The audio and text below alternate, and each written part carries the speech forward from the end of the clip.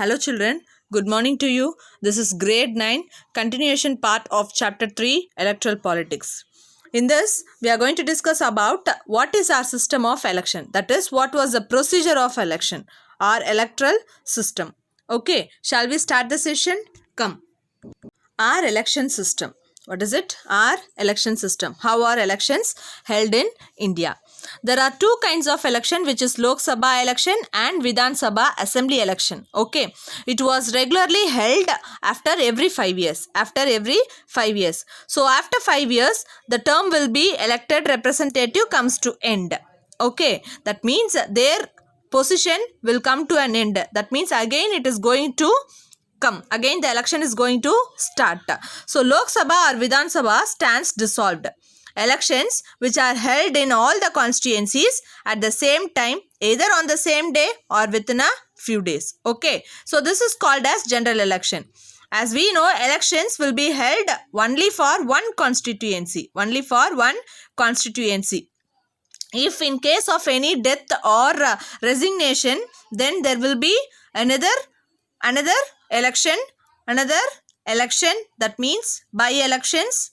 Okay, by-elections will come to elect the member for the particular constituency. Okay, so we are going to discuss about the general election pattern. So electoral election, first a voters list is compiled. Then the election date will be announced. Then the country is divided into constituencies for the purpose of elections. Then separate constituencies for center and state legislature. Then the voters have to elect one representative from Lok Sabha from each constituency. Lok Sabha has 543 constituencies called Member of Parliament. The constituencies are formed on the basis of population. Similarly, each state is divided into constituencies and a specific number of members called Member of Legislative Assembly or elected, that is MLAs will be elected from the constituencies. Sometimes the constituencies are called as seats. The date of general election are announced. Each party declares its manifesto and prepare a list of nominations. For Lok Sabha elections, the country is divided into 543 constituencies. So from that, representatives will be elected. Okay, Lok Sabha will have 543 constituencies. So the representatives will be elected from each and every constituencies and they were called as Member of Parliament, that is MP. Okay, each of the state is divided into specific number of assembly constituencies. Okay, so that were called as MLA. So those who are elected representative from each state, each constituencies, then we call it as members of legislative assembly or MLA. Okay, and there was another election which was known as municipal election or panchayat election. So each and every village or town will have several wards.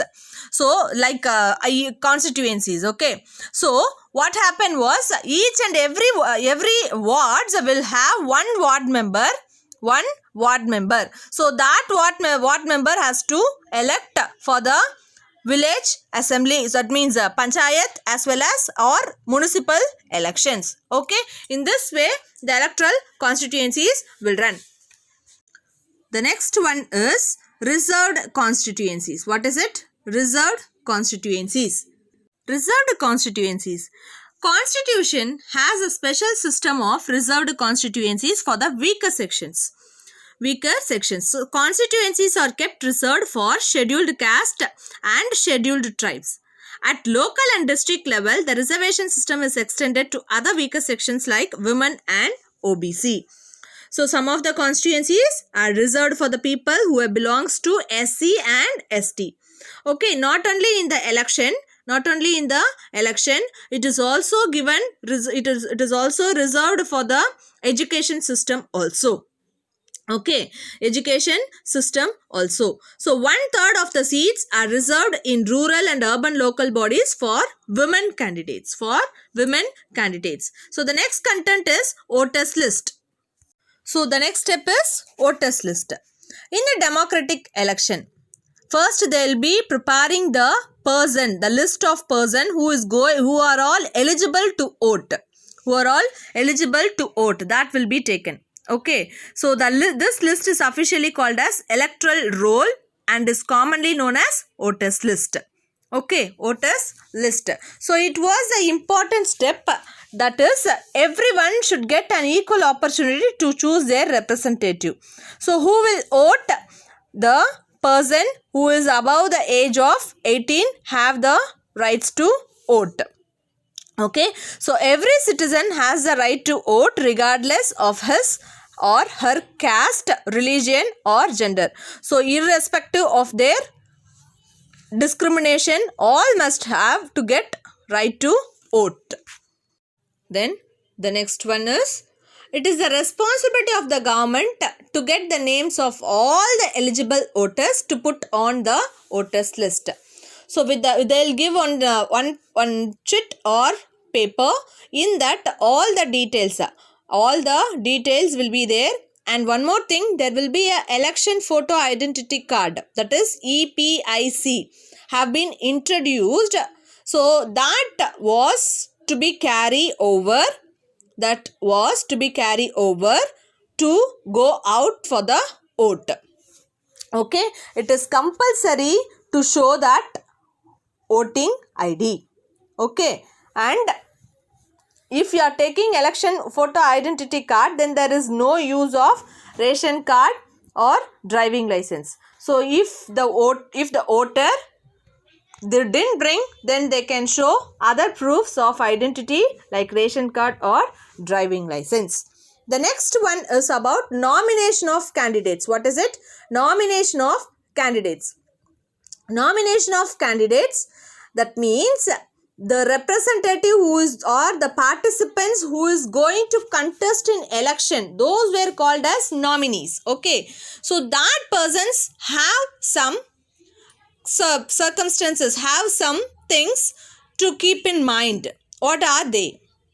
Anyone who can be a voter can also become a candidate in election. That means they can contest, they can participate in the election, they can stand the election. Okay, the only thing what they have to do is, they should have minimum age of 25 years. They must have minimum age of 25 years. Okay, and some of the restrictions are there. There are some other restrictions on criminals, but these apply in very extreme cases. Political parties will nominate their candidates who will get the party symbol and support. So party's nomination is often called as party ticket. Each and every person who is going to contest election, they have to fill the nomination form, as well as they have to pay a security deposit. That means they have to pay some money, which is called as security deposit. Okay, recently one more new system of declaration has been introduced by the Supreme Court. What is it? Every candidate has to make a legal declaration. What are all they? Is there any criminal cases pending on them? Then there should be, they have to produce the details of assets and liabilities, and also from their family, and they have to check with educational qualification of the particular candidate. So these are all to be needed for the candidates, those are going to contest election. The next one is election campaigns. Election campaigns are held to have a free and open discussion as to which candidate will make better representative or which the party will make a better government. So this campaigns will take place for a 2-week period between the announcement of the final list of candidates and the date of polling. So before the election date, as well as the last date of the candidates, nominating candidates, it will be there, such as campaigns. Okay, so what they'll do during this campaigns, they'll ask for the vote from the people by making meetings, public meetings, election meetings, as well as mobilize their supporters, and this was shown in the newspapers, and television news, all that. And also some of the stories and debates will be done by, for the, instead of asking about vote, they'll be showing that the government did not do this, the present government did not concentrate on the major issues, all that they'll debate. Okay, so these kinds of things will be done, and also they'll promise that they are going to, if they have come to the rule, they are going to solve the problems of the people.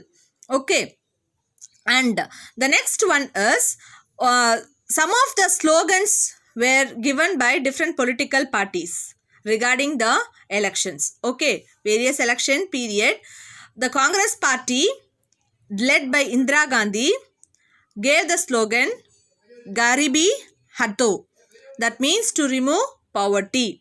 The next one, save democracy. This slogan was given by Janata Party. Then land to the tiller. This was given by West Bengal Assembly election.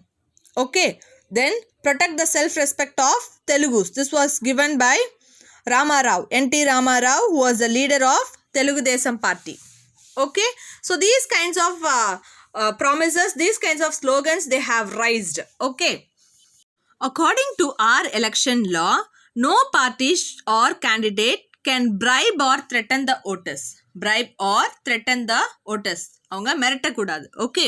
The next one, they should not appeal to them in the name of caste or religion.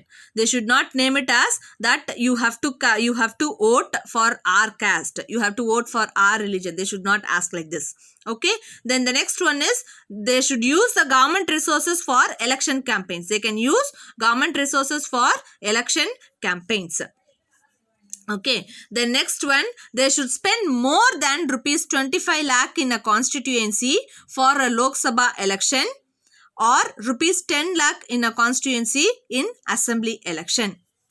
Okay, then the next one is, they should agree with the model code of conduct for election campaigns. Code of conduct for election campaigns. What are the code of conducts? They should not use any place of worship for election propaganda. Any place of worship. That means கோவில்களோ அப்படி இல்லைனா வேற எதுவும் use பண்ணக்கூடாது. The next one, use government vehicles. They should not use government vehicles, aircrafts and officials for elections. Then once the elections are announced, ministries shall not lay foundation stones of any projects. That means which they have already promised. Okay, what the candidates will do before election, they will promise that they are going to solve the problem of this, or they are going to construct something. Okay, so they should not lay foundation for any progress which they have promised before the election. Okay, the next one is polling and counting of votes. What is it? Polling and counting of votes.